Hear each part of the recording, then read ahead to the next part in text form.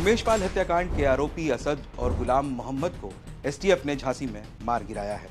आइए आपको बताते हैं कि गुलाम की क्राइम कुंडली क्या है। दरअसल पहले गुलाम ठेकेदारी का काम किया करता था। वो प्रयागराज के मेहंदोडी इलाके में रहता था। उसने इलाहाबाद यूनिवर्सिटी से ही अपनी पढ़ाई लिखाई पूरी की और गुलाम ने 2015 में शादी कर ली थी। उसकी 2 बेटियां हैं। गुलाम के ऊपर 8 आपराधिक मामले दर्ज थे। गुलाम का भाई राहिल हसन बीजेपी का नेता था, लेकिन उमेश पाल हत्याकांड में गुलाम का नाम आ जाने के बाद पार्टी ने राहिल को बाहर का रास्ता दिखा दिया और 3 मार्च को उसके घर पर बुलडोजर भी चला दिया गया। पहली बार नगर निगम ठेकेदार चंदन सिंह की हत्या में गुलाम का नाम सामने आया था। चंदन सिंह की हत्या साल 2013 में की गई थी। इसी के बाद वो अतीक अहमद के संपर्क में आया, जिसका नतीजा ये हुआ कि अतीक की धमकियों के बाद चंदन सिंह के परिजनों ने मुकदमा वापस ले लिया था और साल 2018 में गुलाम को इस मामले में बरी भी कर दिया गया था।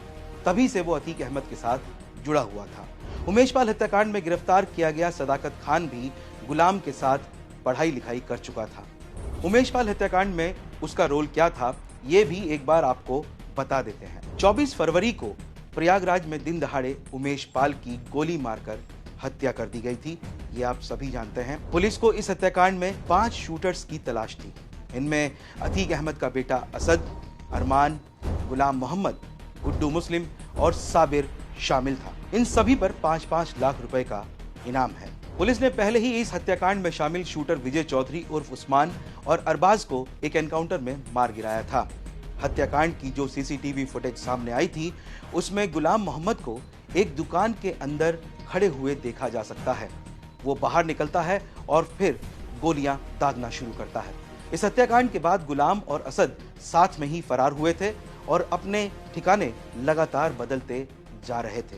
वो दोनों पहले एक मोटरसाइकिल से कानपुर पहुंचे थे और वहां से एक बस से नोएडा होते हुए दिल्ली के संगम विहार इलाके में जा पहुंचे थे, जहां वो कुछ दिन रहे और वहां रहने के बाद वो दोनों झांसी की तरफ आ गए थे। वहीं यूपी एसटीएफ की टीम ने उन दोनों को एक मुठभेड़ के दौरान मार गिराया और इस तरह से असद और गुलाम की ये कहानी यहीं खत्म हो गई।